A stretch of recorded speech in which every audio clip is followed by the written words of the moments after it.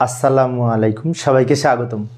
প্রিয় শিক্ষার্থী বন্ধুরা, আজকে আমি এই যে আইসিটি বিষয়ের আমরা যখন লজিক গেট থেকে এরকম লজিক সার্কিট থেকে যখন এরকম এই ধরনের মান বের করি, যেমন অনেক সময় প্রশ্নে বলা থাকে যে তথ্যের আলোকে কিউ এর মান কী হবে সেটাকে সরলীকরণ করে দেখাও। সৃজনশীল প্রশ্নে আসে, কিন্তু একটু ভালো করে লক্ষ্য করি কীভাবে তৈরি করব। তো এখানে এই যে 1 2 3 4টা লাইন ইনপুট হিসেবে এখানে ব্যবহার করা হয়েছে এগুলো তৈরির জন্য। এই 4টা লাইন সম্পর্কে আমরা একটু অবগত হই। এখানে এই লাইনটা হচ্ছে এ, আর এখান থেকে এ কে এক্সটেনশন করে নট যুক্ত করে এটা এ নট বলতে পারি। আবার এই লাইনটা হচ্ছে বি, এই বি থেকে বি এর সাথে নট যুক্ত করে এটা বি নট আমরা বলতে পারি। এটা এ, এটা এ নট, এটা বি, এটা বি নট, এটা বলতে পারি। কিন্তু এখন এই তথ্যের আলোকে এইখানে যে লজিক গেটটা তৈরি হয়েছে যোগ হয়েছে। কোনটা কোনটা যোগ হয়েছে? এই লাইন আর এই লাইন। এই লাইন এখান থেকে উৎপত্তি হয়েছে আর এই লাইনটা এখান থেকে উৎপত্তি হয়েছে। তো এটা হচ্ছে এ, আবার এটা বি। এ থেকে এখানে আর বি থেকে এখানে শুরু হয়েছে, তাহলে এ আর বি দুইটা মিলে কিন্তু যোগ হয়েছে। এই লাইনটা আমরা বলতে পারি এ প্লাস বি। এবার পরেরটা আসি, পরেরটাও কিন্তু অর গেট, যোগের গেট। এটা এখান থেকে শুরু হয়েছে আর এখান থেকে শুরু হয়েছে। তো এখান থেকে মানে কি এ নট থেকে শুরু হয়েছে, আবার এখানে বি নট থেকে শুরু হয়েছে, এই দুইটা মিলে যোগ হয়েছে। তাহলে আমরা এই লাইনটা বলতে পারি এ নট প্লাস বি নট, অথবা এ নট অর বি নট, যাই বলি না কেন। এখন এটা হচ্ছে এ প্লাস বি আর এটা হচ্ছে এ নট প্লাস বি নট, এই দুটো মিলে আবার গুণ হয়েছে। তো কিউ এর আউটপুট ফাইনালি এইটা গুণ এইটা হবে। এই যে আমি লিখে দিলাম সময় সেভ করার জন্য। এইটা মানে এই লাইনটা ইনটু এই যে ইনটু পরের এই অংশটা A not plus B not, bracket দিয়ে রেখেছি মাঝখানে গুণ বলে। তো এই হচ্ছে কিউ এর আউটপুট। এখন এটাকে যদি বলা হয় লজিক ফাংশন সরলীকরণ করো, তখন কিভাবে করব, তাই না?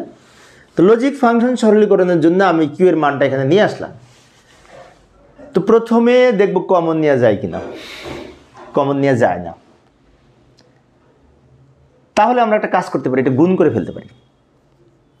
এই রাশিকে এই রাশি দ্বারা গুণ করি।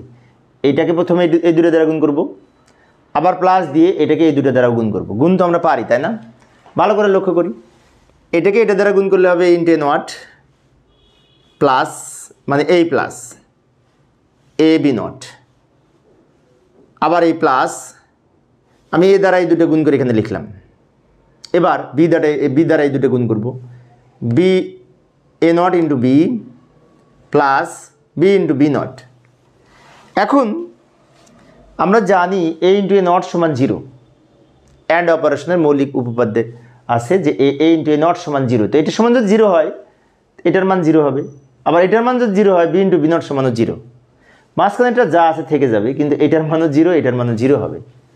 তাহলে আমরা এখানে 0 লিখতে পারি, প্লাস এখানে যা আছে রেখে দেব, প্লাস এখানে যা আছে রেখে দেব, প্লাস এটার মানও কিন্তু 0।